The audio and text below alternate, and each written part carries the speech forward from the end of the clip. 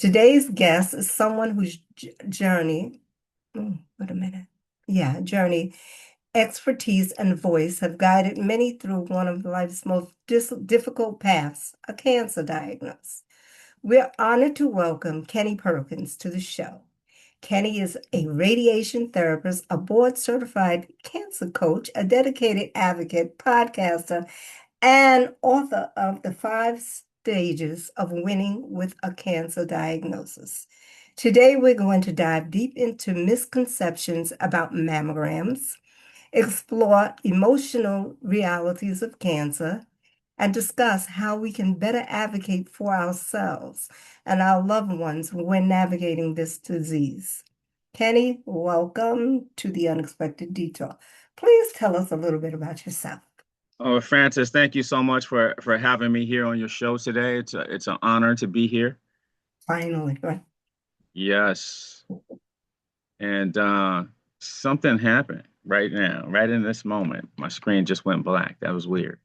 Yeah, I see. No worries. Give me 1 second here. That's weird.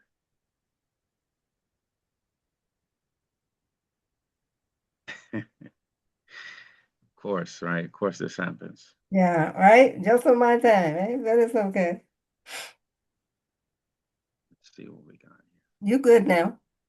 You still see me? Yeah, I can see you. You're talking, you're moving about. Yeah, you're fixing your screen Yeah, because you're on your laptop, right? I am. Okay. I'm not sure what happened on my end here. Let me see. It's black. Give me 1 second here. Okay.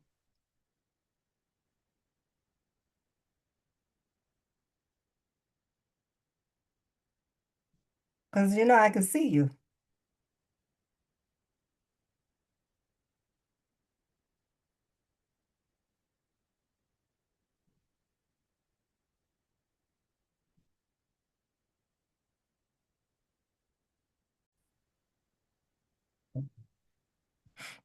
Well, Now you Francis, thank you so much for having me here on your podcast today. It's a privilege to be here, and so sorry we're having a little technical difficulties, but it's an honor, the honor to be here and share today with your listeners.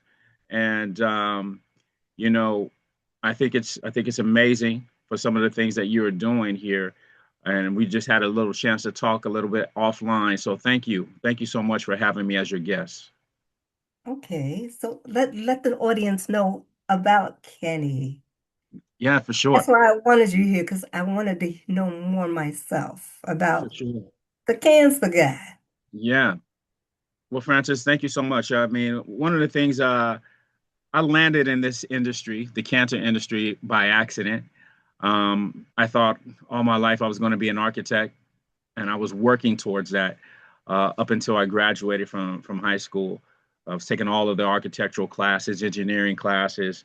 I knew what schools that I wanted to go to, and when I graduated, there was a recession, and I just thought, well, this is not something that I'm going to be able to pursue because of that. And you can see because you can see with that mindset, with that thinking, I didn't have much guidance in that because, as we know, recessions come and go. But I ended up in the medical field as a transporter.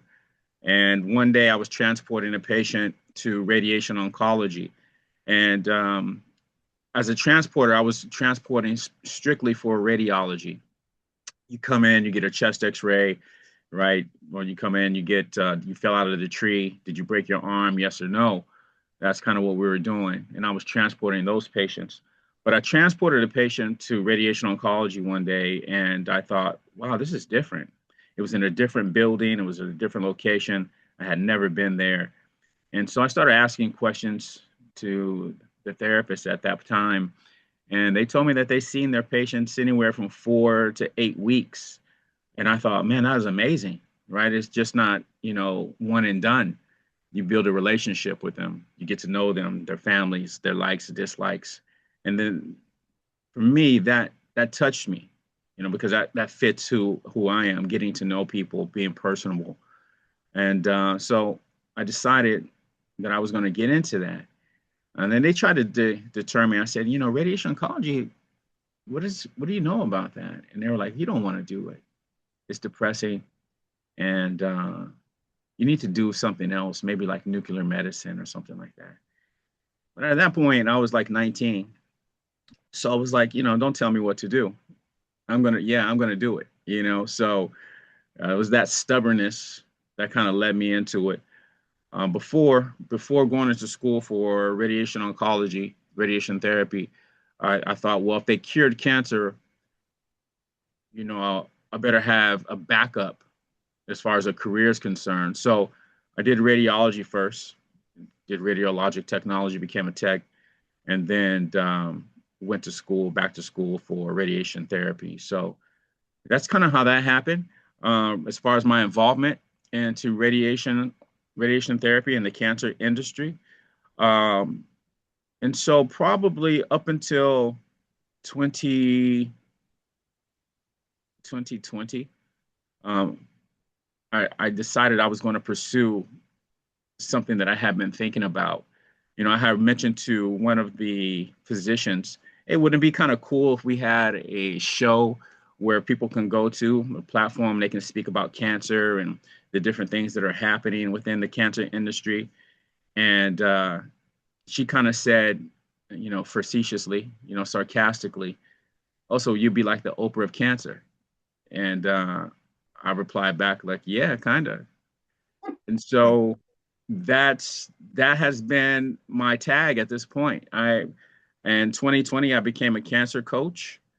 Um, I also launched my podcast of April of 2020, and we've been going ever since. Here we are. We just finished our 5th year, going into our 6th year.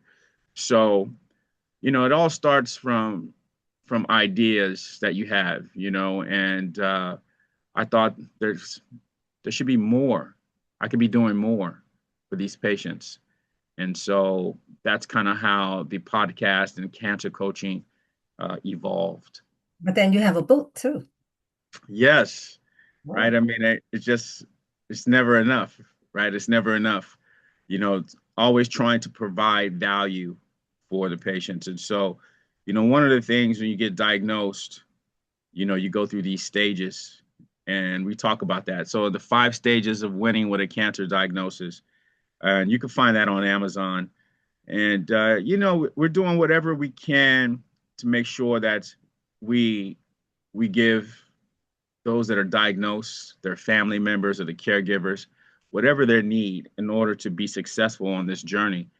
And we also bring in professionals, healthcare professionals, to speak about it, uh, what their whatever it is their specialty is related to cancer, so that the listener can benefit, right? So yeah, we've been busy in our camp over here on our side for sure. I see you on the West Coast. On the I'm West Coast here in Los Angeles. Yes, yes.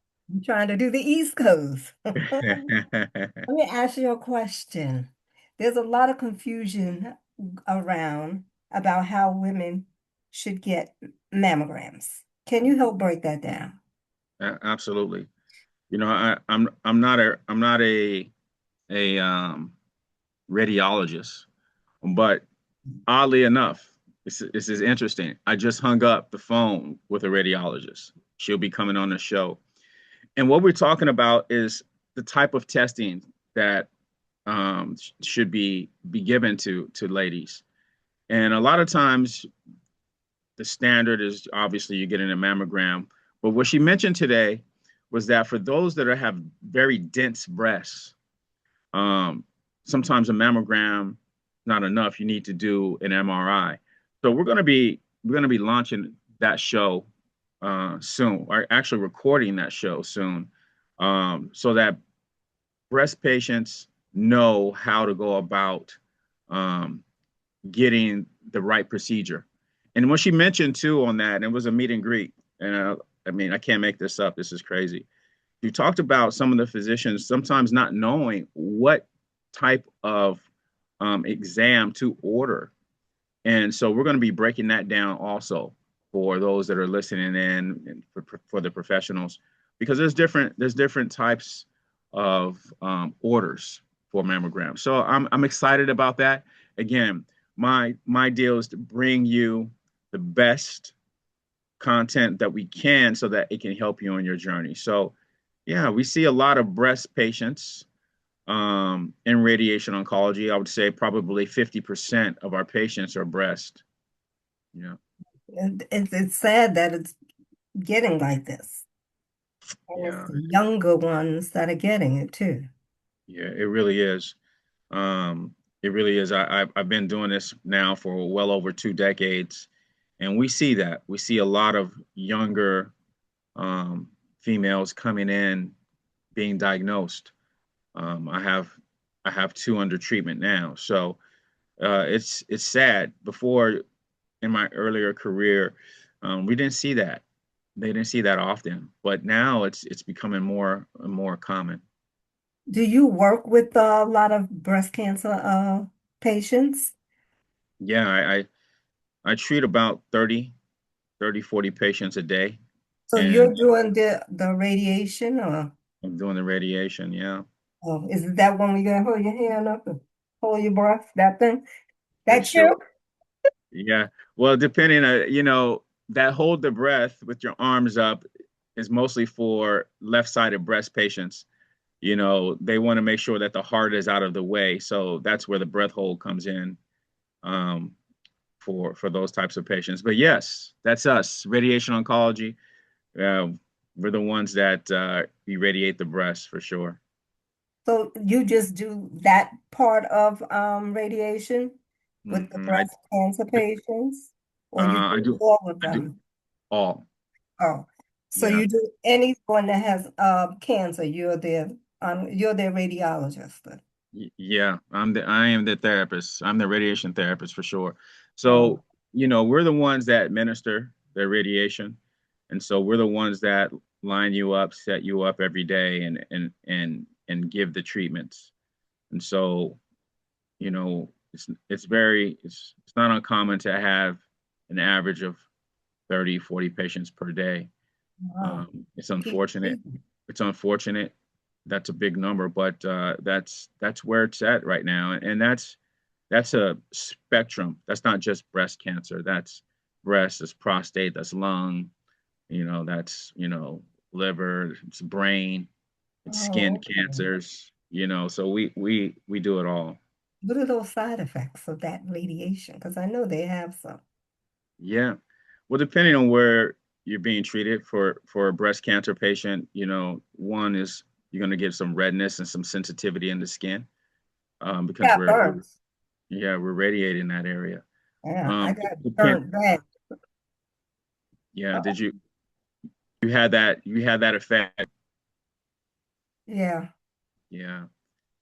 And what the radiation oncologist You likes know to you do. disappeared, right? No, I didn't know. Yeah, you're not there. It's so weird. The devil was busy. Yeah. Mm-hmm. There we Okay, go. you're back. Yeah. So what the radiation oncologists like to do, I mean, for those who have side effects, there's different types of uh, creams or things like that that you can utilize to try to minimize the effects. Not we tell the patients these are the side effects that you could have, but it's not guaranteed that you will get them. But we Right, need we need to tell you what the potential side effects will be. right. Because I know I had side effects, and that was that burn where the skin just came off. It was blistered. Mm.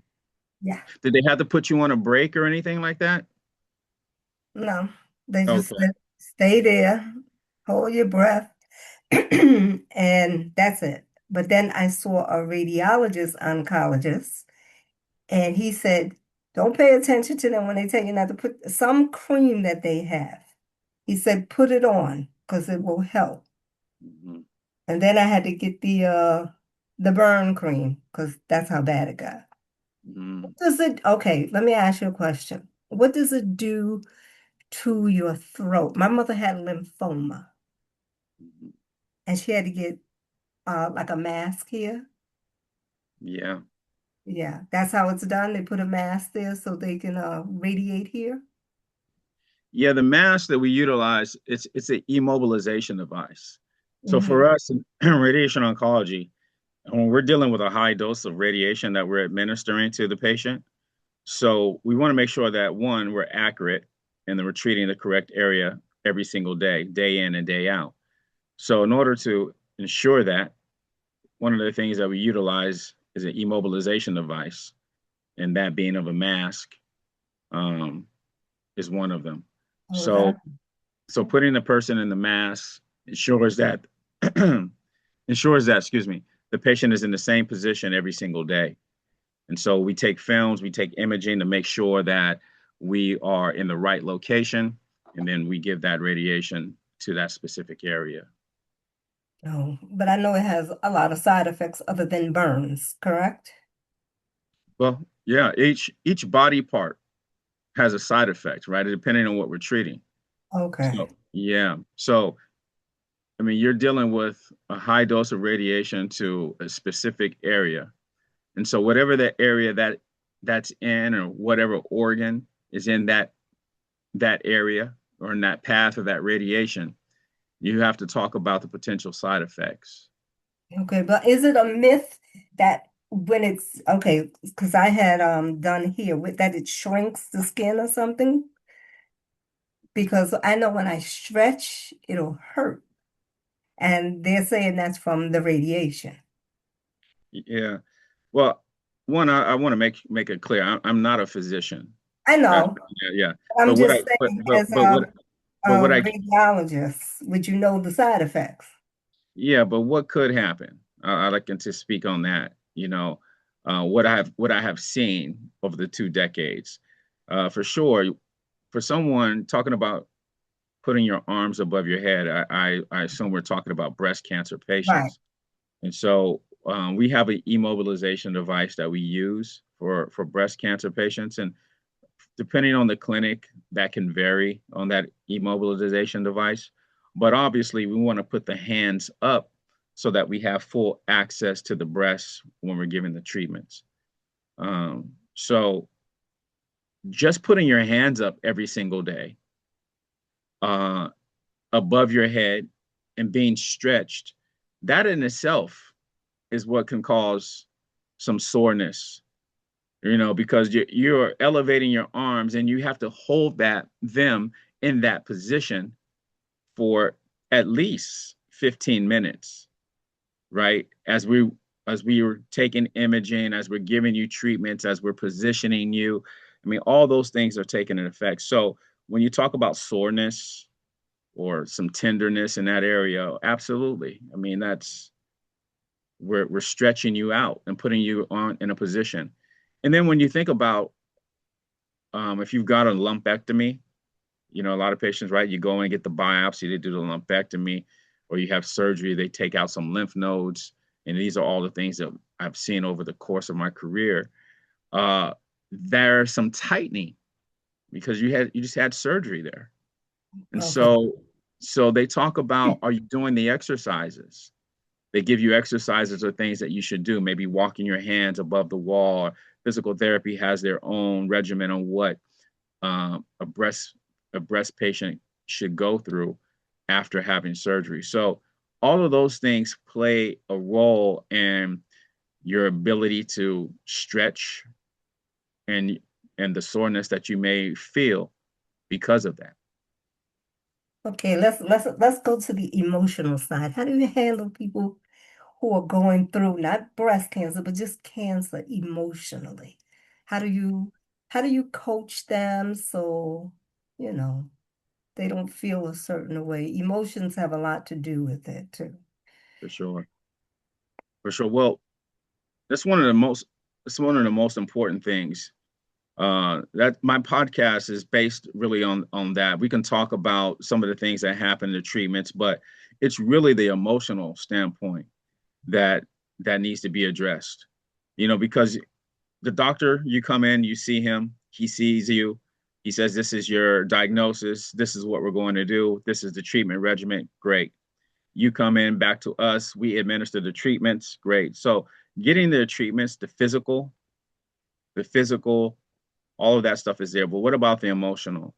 What about when you're at home and you're wondering, are these treatments going to work? Am I going to be able to see my family again? Am I going to die? Is this going to happen? There's a lot that we in our elements, in our job descriptions, we're not answering.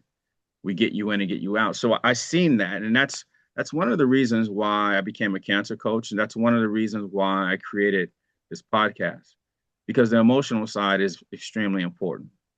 So for me personally, I'm always assessing you, and I'm assessing you, meaning the patient, as they come in, because you're coming in with an anxiety. You don't need to tell me. I don't need to see that, whether you express it or you don't express it. I know that's a part of it. And so my job that I personally take on is to make sure that you are okay along the way. Um, that what's going on, that you can open up, that we can talk about it.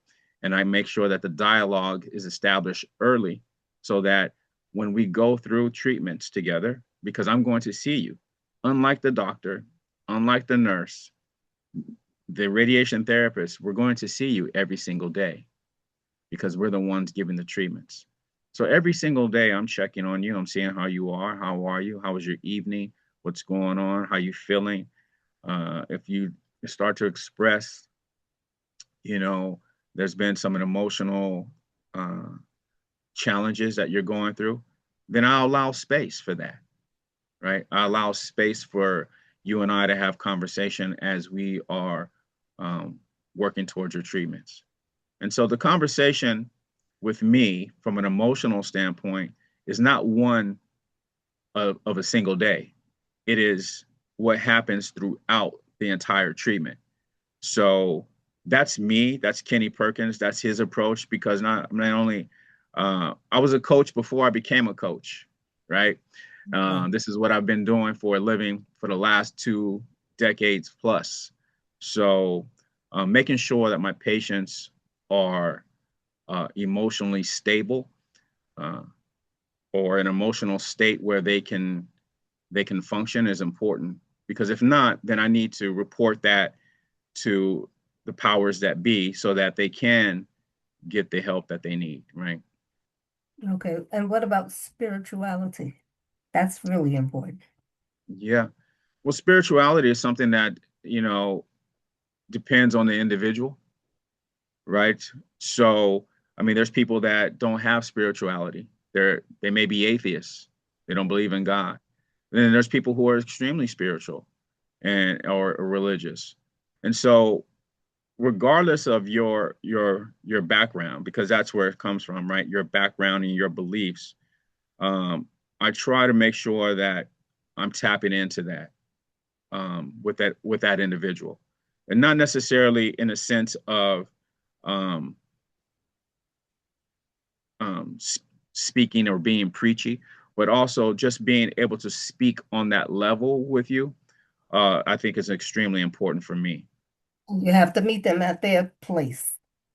Yeah, Okay. got to meet them at their Now place. there's the other thing, the mindset. That is the hard thing. Yeah. Yeah, the mindset. How do you coach them on how to change their mindset, or you just let them know, they gotta be positive. And that's hard to do. Well, you don't want to have toxic positivity, right? I mean, there's that, and um, that is not allowing someone to feel the things they're feeling, and not to allow them to be sad, not allowing them to be in the situation or a feeling that they have. You have to. It's a part of the process. And so, a lot of times, our families or our friends, they don't want to see us in that state. So it's like, you're going to be okay. It's just like this, stop crying. It's going to be, and and that's toxic positivity. They're coming from a great place. They're coming from a loving place, but you have to allow a person to go through that. And so, what we have done at All Talk Oncology, we've created a program that deals with mindset, that walks you through not only what happens when you get diagnosed, what happens when you're getting ready for surgery, what happens when you're getting ready for chemo, what happens when you're preparing for radiation, and then also some of the misconceptions that are happening with radiation oncology or being diagnosed with cancer, and then their mindset. We tackle all of that. We created a program for the patients and their loved ones and caregivers. Because you know, the first thing, and I'm going to be honest with you, the first thing that comes to your mind is, am I going to die? For sure, That's the first thing. for sure. That's why I said, I mean, that you have to tackle with them to assure them that they're not going to die, But then you're not God, so you don't know. But while they're going through that journey, you have to encourage them on the way. Is that what you do? We definitely, that is definitely my approach, mindset. I have another book coming out, and it's on that. It's Oh, the title is the same title as my program, and you know, it's about being present. And as a cancer coach, we learn those things, right? You learn that being present is so important, because what ends up happening is you start thinking too far in the future, and then that's when the anxiety comes in, and you're not being present and in the moment. And so stay in the moment. How do we do that? We talk about how do you stay in the moment, and then we also talk about the things that we're saying to ourselves. See, because the things we say to ourselves matter. You thinking that, oh, I'm going to die, this is cancer, this and that, and you're getting all this negativity about cancer. And each individual is different. each diagnose each individual diagnosis is different. And so what happened to someone else doesn't mean that it's going to happen to you. So I love to tackle those types of issues with my clients. Like I said, we have a program for patients and their loved ones, so that they can get walked through that. And we're here. We host webinars and whatnot, so that we can help the family, help the patient develop a mindset that is positive, and not toxic positivity, but true positive about where you're at in that day and how you wake up, the things you say to yourselves. All of those things we teach the patient and our loved ones. yeah, because I mean, not to cut you off, but I know when I was going through it, I heard horror stories and I didn't want to be bothered. Yeah, And then I did hear that, oh, you're going to be okay. And I'm like, but you're not me, so you can't feel what I'm feeling. exactly. So why is it you're only on the West Coast? How come you're not all over? Don't Well, you think we need you worldwide? for You, sure, yeah, not just the West Coast. We have for the sure, East Coast, the Midwest. All of these people need a program like yours. for sure. Where you And gonna put that? Francis, thank you for that. Thank you for saying that. And to answer that question, we our podcast lives on the West Coast with me. Obviously, I'm the founder of that, but we are global, and the Oh, program is global for anyone that wants to take advantage of that. And that's the beauty. That's the beauty of um, social media and the internet. You can access these things. So when we created this program, we created it for people to have it mobilely, right? You can watch the program on your phone and get tutored through this. We created this program for that. My guests on our podcast are from all over the world. From South Africa, we've been in South Africa, Greece, India, the UK, Australia, Canada. I mean, you name it, we've been there, and it's just continuously growing that way. Physicians from Hungary. we've had on the show. And that's because what I want you to see, not only am I being the Oprah of cancer, but I want you to see that cancer is a pandemic, that is affecting people from all over the world. It's not just here. And so we can bring light to someone's darkness. That is our goal. We want to empower the cancer patients through these insightful conversations. We want to empower them through these programs that we've created. And it's just about bringing awareness. And so, Francis, being able to be on a platform like this, where I can speak about it and whoever may be listening can benefit from it. No, they'll be listening. Mm-hmm. They will definitely be, because I will be sharing your information. That's Sure. why I asked you, were you on the sun? I'm gonna have to tell my hospital about you. For sure. And Yeah, that's the other thing, Francis. We have had some of the major players in the cancer industry when it comes to hospitals on our show. We have Memorial Sloan Kettering, which is over there on the East Coast. that's me. Yeah, we've had Yeah. them on our show.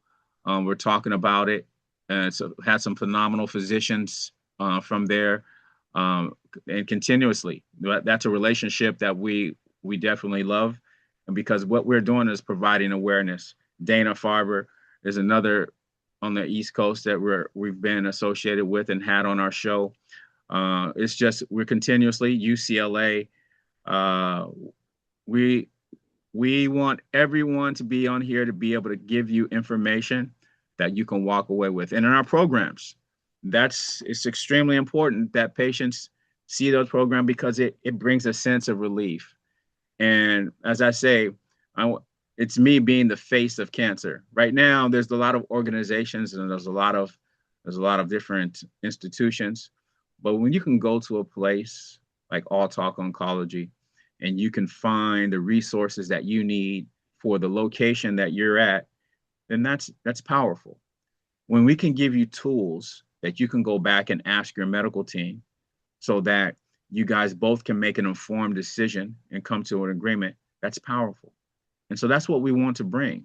We want to make sure that we bring light in this dark period of time uh, in a person's life. But it won't be dark all the time. But in the current situations, it's probably one of the most horrific situations people can go through because they don't know much about cancer. No, like, well, I had to get, it was explained to me by the doctor exactly what it was. Mm-hmm. And he actually was Sloan Kettering. They drew up pictures so you could have a better understanding of what it is, how it breaks off. It's a bad gene, breaks off attached to another gene, and there you have it. That's how it was explained to me. So it made sense. So, but then as I began to do my research, it's a lot of the environment, things we eat, but we can't get away from those things. We just have to make healthy decisions, I'm assuming.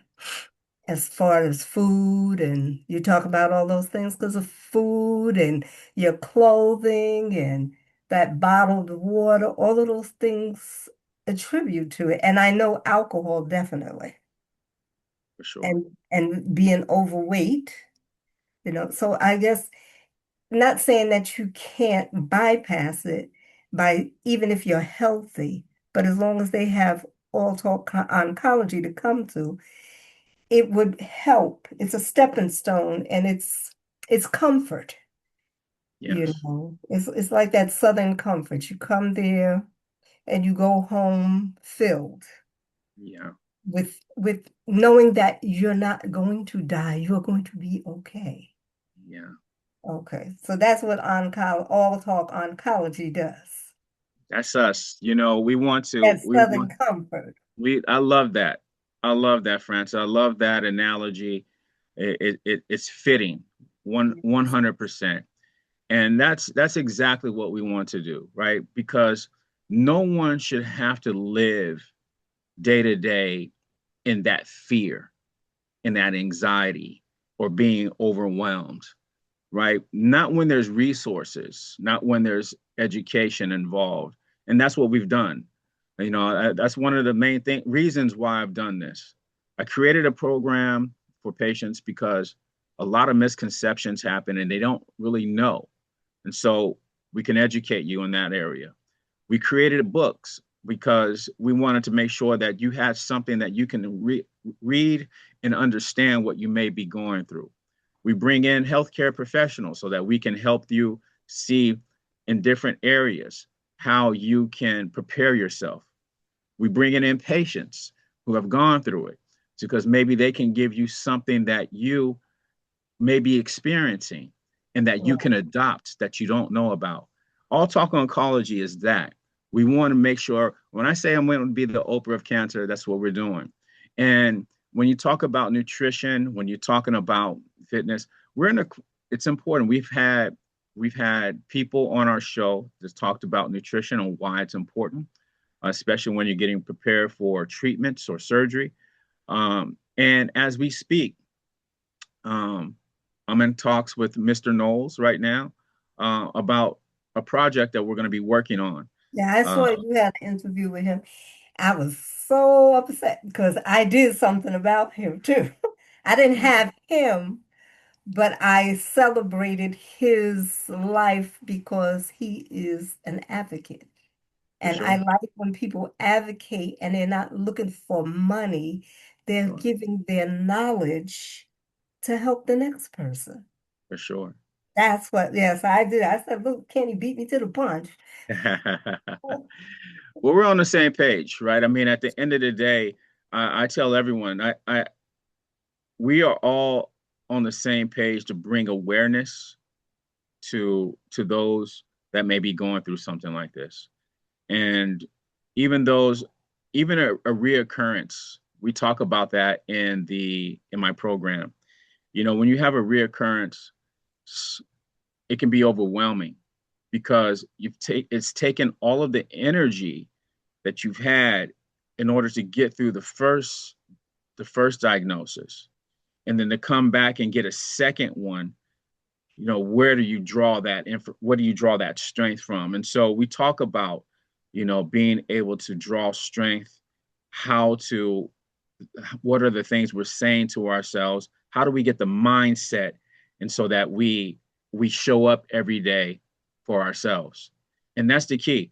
Our superpower that we have is our ability to make choices.